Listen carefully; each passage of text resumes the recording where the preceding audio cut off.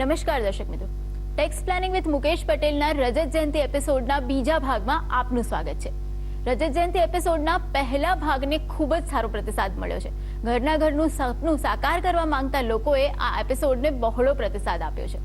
પણ ઘરનું ઘર થઈ ગયા બાદ એવો પણ વિચાર આવે કે હવે રોકાણ કરીને એક નવી પ્રોપર્ટી ઊભી કરીને એમાંથી ભાડાની આવક પણ આપણે ઊભી કરીએ, પણ એની સાથે આવકવેરાના પણ ઘણા બધા પાસા સંકળાયેલા છે। તો ભાડાની આવક અને કરવેરાનું આયોજન, એના વિશે આજના એપિસોડમાં વાત કરીશું। પણ એ પહેલા જોઈ લઈએ ટેક્સનું ટાઈમ મેનેજમેન્ટ।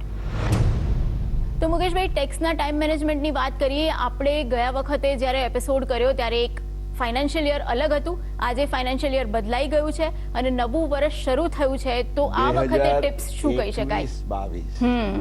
નવા વર્ષમાં જેમ આપણે તમે 2020 ની મેચ રમાતી હોય ને પહેલા જ બોલે છક્કો મારવાનું તમને મન થાય અને મારી શકો તો એ કેટલો ઉપયોગી પુરવાર થાય। આ વર્ષ દરમિયાન તમે કલમ 80C ના હેતુસર ડિડક્શનનો લાભ લેવા માટે આજે પબ્લિક પ્રોવિડન્ટ ફંડ કે સુકન્યા સમૃદ્ધિ યોજના જેવી યોજનાઓમાં રોકાણ કરવું હોય તો એમાં કોઈ નિશ્ચિત તારીખ નથી। ચાર્મી, તમે જ્યારે ઈચ્છો ત્યારે એમાં કરી શકો રોકાણ। આજે આપણે જાણીએ છીએ કે 7.1% કે સુકન્યા સમૃદ્ધિમાં 7.6% નું વ્યાજ PPF કે SSY માં મળતું હોય અને તમે જો 2.5-3% વ્યાજના દરે તમારા 1.5 લાખ રૂપિયાથી વધારે જો ખાલી સેવિંગ્સ બેંકના એકાઉન્ટમાં મૂકી રાખો, ઘણા લોકો તો છે ને વર્ષ પૂરું થાય ત્યારે જાગે, 5મી એપ્રિલ પહેલા જો તમે રોકાણ કરો તો એપ્રિલનું તમને આખા મહિનાનું વ્યાજ મળે, પ્લસ 12 મહિનાનું એ વ્યાજ। તો વાય નોટ? અને એ પણ એક exempt 100% exempt interest. So this is the advice for an opening sixer in the beginning of the new year. Okay, તો દર્શક મિત્રોને ગોલ્ડન એડવાઇસ મળી ગઈ છે નવા વર્ષની શરૂઆતમાં જ। અને હવે મુકેશભાઈ વાત કરીએ જે ભાડાની આવકથી કરવેરા આયોજન કરવાનું છે એને લઈને। ચાર્મી, તમે જેમ કહ્યું કે આજે તમારું પોતાનું ઘર તો તમે વસાવ્યું, પરંતુ ઘર અથવા તો જ્યારે ઘરની વાત કરીએ એટલે કે હાઉસ પ્રોપર્ટી, એમાં માત્ર રહેઠાણની જ મિલકત હોય એવું જરૂરી નથી। It can be a commercial property also. હવે એમાં તમે રોકાણ કરીને ભાડાની આવકનું આયોજન કરો ત્યારે મકાન મિલકતનું જે રોકાણ છે એમાં રોકાણ કરવાના બેવડા લાભ છે। એક તો ભાડાની આવક, એના દ્વારા આવકવેરા આયોજન જેની આજે વિસ્તારથી આપણે વાત કરવાના છીએ, અને તે ઉપરાંત ચાર્મી મોટામાં મોટો ફાયદો કે તમે જે મકાન મિલકતમાં રોકાણ કરો છો એનું મૂલ્ય સતત વધતું રહેવાનું છે। દર્શક મિત્રો, તમે જાણો છો કે જમીન હોય, મકાન હોય, એનું મૂલ્ય સતત વધતું જ રહે છે અને એટલા માટે ભાડાની આવક ઉપરાંત તમને ભવિષ્યમાં સારો એવો મૂડી નફો મેળવવાની પણ તક રહે છે। અને રેન્ટલ ઇન્કમના પ્લાનિંગની વાત કરીએ ત્યારે આપણે દર્શક મિત્રોને કહેવું જોઈએ, ઘણા લોકો એમ માને છે કે ભાઈ ભાડાનું તો હું જે રીતના મને ઠીક લાગે એટલું આયોજન કરીને એટલા પર જ ટેક્સ ભરું, પણ એવું નથી ચાર્મી। જેમ આપણે લાસ્ટ ટાઈમ પણ જોયું એમ હાઉસ પ્રોપર્ટીની અંદર નોશનલ ઇન્કમ છે, એટલે આજે એમ સમજો કે તમે કોઈ મકાન ભાડે આપ્યું, તમને વાસ્તવિક ભાડું જે મળતું હોય એના કરતા જો એનું વ્યાજબી ભાડું એટલે કે જેને આપણે ફેર રેન્ટલ વેલ્યુ કહીએ, એ જો તમને ખરેખર મળતા ભાડાથી વધારે હોય તો એવા કેસમાં એ વધારાની રકમને will be treated as your annual value. તમારે એના ઉપર ટેક્સ ભરવાની તૈયારી રાખવી પડે. That's number 1. Number 2, આજે ખાસ કરીને જે રિયલ એસ્ટેટ બિલ્ડર કે ડેવલપર છે એને માટે પણ એવી વિશેષ જોગવાઈઓ છે કે જે નોશનલ ઇન્કમ ની એમને પરિસ્થિતિનો સામનો કરવો પડે। પણ મુકેશભાઈ, આપણે જ્યારે ઘરની વાત કરી ત્યારે પણ વાત કરી હતી કે વાર્ષિક મૂલ્ય એનું ગણાય છે, તો આમાં જે ઘર તમે ભાડે આપો છો એનું વાર્ષિક મૂલ્ય કઈ રીતે ગણાય? તો વાર્ષિક મૂલ્ય ગણવા માટે સૌ પ્રથમ તો મેં કહ્યું એ પ્રમાણે આઈધર ધી એકચ્યુઅલ રેન્ટ, તમને ખરેખર મળેલું ભાડું, કે મળવા પાત્ર ફેર રેન્ટલ વેલ્યુ, બેમાંથી જે વધારે હોય એનો આંકડો લેવાનો।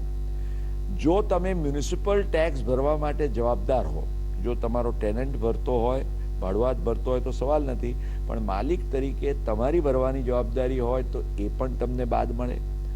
આ ઉપરાંત તમને વાર્ષિક મૂલ્યની ગણતરીમાં જે બે મહત્વની બાબતોને રિડ્યુસ કરવામાં આવે છે, one is what is known as a vacancy allowance and another is unrealized rent.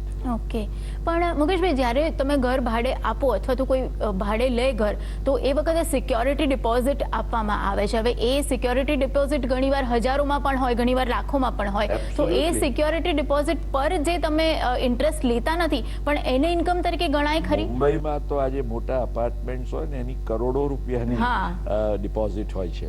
એ આજે માની લો કે તમને કોઈ 1 કરોડ રૂપિયાની ઇન્ટરેસ્ટ ફ્રીની ડિપોઝિટ આપી, તો એમ કે તમને વગર વ્યાજે આપી ડિપોઝિટ, એટલે એ એમ કે આ 1 કરોડ ઉપર તમે ધંધામાં લગાવી દીધી. એને 1 કરોડ ઉપર આજે એનું what is the fair interest bank ડિપોઝિટના દરે ગણો તો કે ભાઈ 7%. તો 7%ના હિસાબે 7 લાખ રૂપિયા તમારી હાઉસ પ્રોપર્ટીની ઇન્કમમાં ભાડાની સાથે જોડી દે, ઉમેરી દે. તો આના ઉપર સારું એવું લિટિગેશન થયું.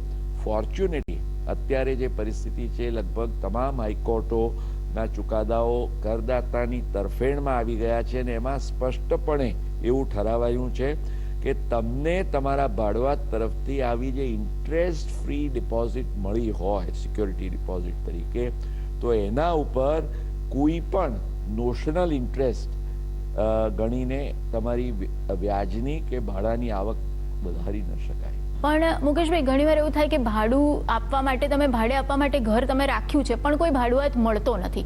તો એવા સમયે પછી એ વખતનું ભાડું કઈ રીતે ગણાય, શું થાય, એના પર સવાલ આવે છે સુનિલભાઈ ભાયાણીનો. જો કરદાતાના રહેઠાણનું મકાન ભાડે ન આપી શકાયું હોય તેવા કેસમાં વેકન્સી અલાવન્સના ડિડક્શનનો લાભ કઈ રીતે લઈ શકાય તે બાબતનું માર્ગદર્શન આપશો જી.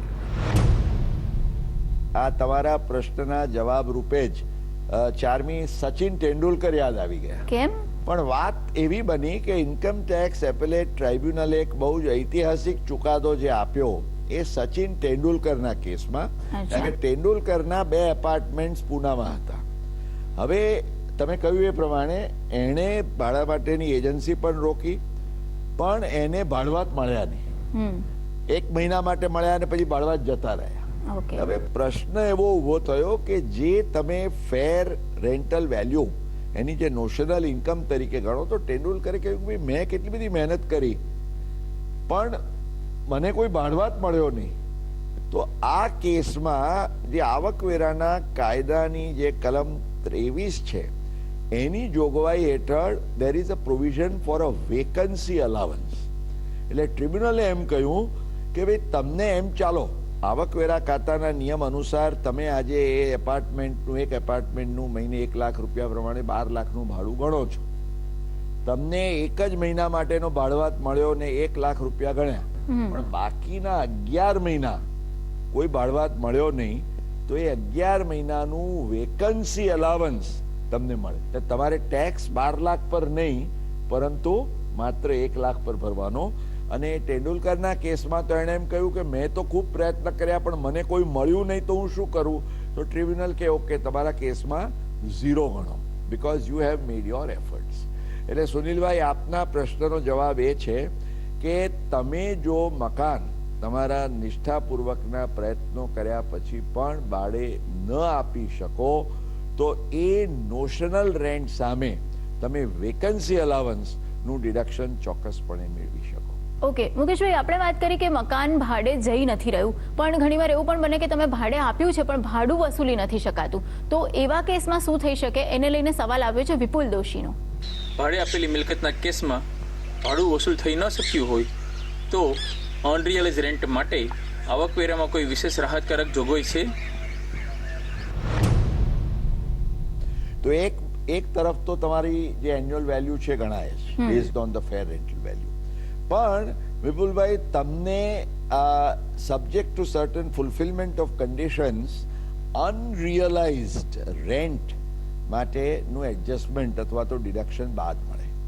એટલે કે એન્યુઅલ વેલ્યુમાંથી જે તમને ભાડું તમને વસૂલાત થઈ નથી અને એના માટેની જે કન્ડિશન્સ છે એ આવકવેરાના નિયમ 4 હેઠળ આપવામાં આવી છે.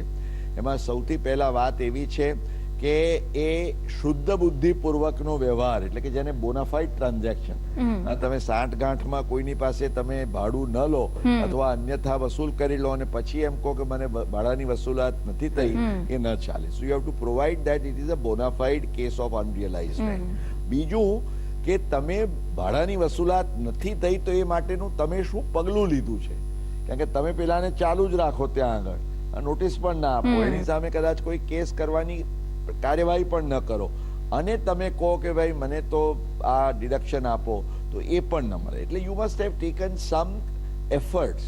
એટલે આ કન્ડિશન ફૂલફિલ થાય અને પછી તો ઓબ્વિયસલી એકવાર તમે આ ગાલખાત જેવું છે બેડ ડેટ્સ, કે એકવાર તમે ડિડક્શન લીધું પછીથી જો આવે તો તે વખતે તમારે આવક તરીકે ઓફર કરવાનું, પણ જ્યારે એ અનરિયલાઇઝડ રહે છે ત્યારે તમે એને ચોક્કસ તમારી એન્યુઅલ વેલ્યુમાંથી ડિડક્શન લઈ શકો. ઓકે, હવે મુકેશભાઈ, આપણે તો ઘર ભાડે આપી અથવા તો એ ન મળે ભાડુઆ તેવું બને, પણ રિયલ એસ્ટેટ ડેવલપર્સ જ્યારે આટલા બધા બિલ્ડિંગ્સ બનાવે છે ત્યારે એવું બને કે કદાચ કોઈ વેચાયા વગરના બ્લોક્સ પડી રહે, તો એને લઈને શું જોગવાઈ છે? એને લઈને સવાલ આવે છે વિષ્ણુભાઈનો કે રિયલ એસ્ટેટ ડેવલપર્સ દ્વારા કોઈ અનસોલ્ડ પ્રોપર્ટી ધારણ કરવામાં આવી હોય તો એની કોઈ કાલ્પનિક આવકની ગણતરી કરવાની કોઈ જોગવાઈ સરકાર દ્વારા કરવામાં આવી છે? આ એક માથાના દુખાવા સમાન પ્રશ્ન આવકવેરાના કાયદામાં અને ખાસ કરીને આ છેલ્લા થોડાક વર્ષોથી, earlier provision was not there, પરંતુ આ છેલ્લા 4-5 વર્ષથી જે જોગવાઈ અમલમાં આવી એને કારણે હવે પરિસ્થિતિ એવી થઈ છે કે કોઈ પણ બિલ્ડર જે આજે સ્ટોક ઇન ટ્રેડ તરીકે હોલ્ડ કરે છે, પહેલા આના વિશે ઘણો વિવાદ ચાલતો હતો, ઘણા બધા ચુકાદાઓ કરદાતાની તરફેણમાં પણ આવ્યા, પણ એ ચુકાદાઓને ઓવરરૂલ કરતા એમણે પછી કાયદાકીય જોગવાઈ એવી કરી દીધી, શરૂઆતમાં 1 વર્ષનો નિયમ રાખ્યો અને પછી એમ કહ્યું કે જે વર્ષમાં તમે તમારા મકાનનું બાંધકામ, એટલે કે કમ્પ્લીશન સર્ટિફિકેટ તમને મળ્યું હોય ને બાંધકામ પૂર્ણ થઈ ગયું હોય, એના અંતથી 2 વર્ષના સમયગાળામાં તમે જો એ સ્ટોક લિક્વિડેટ ન કરો, અનસોલ્ડ સ્ટોક તરીકે રહે, તો એ 2 વર્ષ પછી ફ્રોમ ધ 3rd year એની નોશનલ રેન્ટ ગણીને you will have to pay. એટલે કાં તો તમે એકચ્યુઅલ એને ભાડે આપો, એનું વેચાણ કરી દો, કાં તો તમારે નોશનલ રેન્ટ તરીકે એની જવાબદારી અદા કરવી પડે. અલબત્ત એમાં એક ધ સિલ્વર લાઇનિંગ ઇઝ, વિષ્ણુભાઈને કહીએ કે જો કદાચ થોડોક સમય એમને ભાડવાત મળ્યો હોય અને પછી ન મળ્યો હોય તો વેકન્સી અલાવન્સનો લાભ એ ચોક્કસ લઈ શકે. ઓકે, હવે મુકેશભાઈ, આપણે જ્યારે ઘરની વાત કરી ત્યારે આપણે જોયું હતું કે 2 લાખ રૂપિયાનું જે વ્યાજ છે એ તમે એમાંથી બાદ લઈ શકો છો, તો આવું ભાડાના ઘરમાં પણ થઈ શકે કે કેમ? એને લઈને સવાલ આવે છે નિયતિબેન શાહનો. અંગત રહેઠાણ માટેના ઘરમાં રોકાણના હેતુસર લીધેલ હાઉસિંગ લોન સંબંધી કલમ 24 હેઠળ મહત્તમ રૂપિયા 2 લાખના વ્યાજની કપાત મળી શકે છે. શું આ મર્યાદા ભાડે આપેલ ઘરના કેસમાં પણ લાગુ પડે છે? Thank you. જો કોઈ મકાન આજે તમે ભાડે આપેલ હોય અથવા તો ચારમી એમ પણ બને કે તમારી પાસે 2 થી વધારે અંગત રહેઠાણ માટેના ઘર છે, તો જે 2 થી વધુ એટલે કે 3જી, 4થી, 5મું ઘર હોય ને, એ તમારું તમે ભાડે ન આપ્યું હોય તો પણ ભાડે આપેલ છે એમ એને ગણી લેવામાં આવે છે. તો એ કેસમાં પણ તમને આ જ નિયમનો લાભ મળે. અને આ જે લેટ આઉટ પ્રોપર્ટી હોય છે તો નિયતિબેન, એમાં there is no restriction in regard to the ceiling for the interest that you pay. એટલે કે આજે એમ સમજો કે તમને 5 લાખ રૂપિયાનું ભાડું મળે છે, પણ એની સામે તમે 50 લાખ રૂપિયાની જો લોન લીધી હોય અને તમે આજે સપોઝ 6 લાખ રૂપિયાનું વ્યાજ ચૂકવો છો, તો એ 5 લાખ રૂપિયાના ભાડા સામે તમને 6 લાખ રૂપિયાનું પણ વ્યાજ બાદ મળી શકે. એટલે વ્યાજ કેટલું બાદ મળે એના માટેની કોઈ સીલિંગ લિમિટ નથી. That is the big advantage. ભાડાની આવક અને કરવેરા આયોજન, આની હજુ કેટલીક વાત કરવાની છે, પણ રોકાઈએ એક બ્રેક માટે.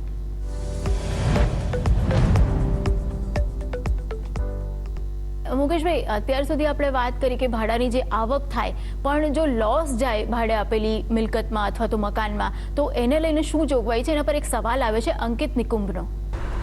મકાન મિલકતમાંથી આવકના શીર્ષક હેઠળ નુકસાન ઉદ્ભવે તો તેને અન્ય શીર્ષકની આવક સામે સેટ ઓફ કરી શકાય ખરું? તેની વિશે થોડી વિગત આપવા વિનંતી. ખાસ કરીને જો અંગત રહેઠાણ માટેનું મકાન હોય તો એક તો દરેક મકાનમાં 0 વેલ્યુ ગણાતી હોય છે અને 2 લાખ રૂપિયા સુધીનું તમને વ્યાજ ચાર્મી બાદ મળે. એટલે 2 લાખ રૂપિયા જે છે એ તો દરેક જણને જે પણ પોતાની સેલ્ફ ઓક્યુપાઈડ પ્રોપર્ટી હોય, આપણે જ્યારે કહીએ કે બાદ મળે છે એટલે it is a deficit which you can set of against your other income, એનો લાભ મળે. પણ લેટ આઉટ પ્રોપર્ટી છે એની અંદર પણ જો તમને માની લો કે let me give actual example કે માની લો કે તમે 1 કરોડ રૂપિયાની લોન લીધી છે અને 8% હિસાબે તમે 8 લાખ રૂપિયાનું વ્યાજ ચૂકવો છો. તમને આજે ભાડાની આવક થાય છે 10 લાખ રૂપિયાની. હવે આ 10 લાખ સામે એમ સમજો કે મ્યુનિસિપલ ટેક્સ તો તમારો ભાડવા જ ચૂકવે છે એટલે એ ડિડક્શન લેવાની જરૂર નથી પડતી. પણ એ 10 લાખ સામે એક તો તમને 30% પ્રમાણે આપણે જાણીએ છીએ કે સ્ટેન્ડર્ડ ડિડક્શન મળે છે દરેકને, એટલે 3 લાખ એ બાદ મળે, એટલે બાકી રહ્યા 7 લાખ. એ 7 લાખ સામે તમારા બીજા 8 લાખ રૂપિયાનું વ્યાજ બાદ મળે, એટલે રહ્યો 1 લાખ રૂપિયા. એ 1 લાખ રૂપિયાનો જે તમારો લોસ છે એ સેટ ઓફ થાય તમારી બીજી ઇન્કમ સામે. ઓકે. હવે આના સંદર્ભમાં ચાર્મી આપણે દર્શક મિત્રોને ખાસ યાદ કરાવીએ, અને ભાઈ અંકિત તારે પણ ખ્યાલમાં રાખવાનું છે કે અગાઉ તો ગમે તેટલું નુકસાન હોય કે ડેફિસિટ હોય તમે તમારી અન્ય આવક સામે સેટ ઓફ કરી શકતા હતા. પરંતુ હવે જે એક રિસ્ટ્રિક્શન લાવવામાં આવ્યું છે છેલ્લા કેટલાક સમયથી, તે મુજબ જો તમારું 2 લાખ રૂપિયાથી વધારે મકાન મિલકતના શીર્ષક હેઠળ નુકસાન થતું હોય કે ડેફિસિટ થતી હોય તો તમે 2 લાખ રૂપિયા તમારી બીજી આવક સામે, પગારની આવક હોય, ધંધા વ્યવસાયની હોય, એની સામે તમે સેટ ઓફ કરી શકો છો.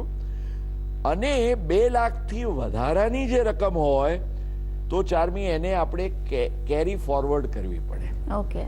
અને પછીના કોઈ વર્ષની તમારી જે મકાન મિલકતની આવક હોય એની સામે તમે સેટ ઓફ કરી શકો છો.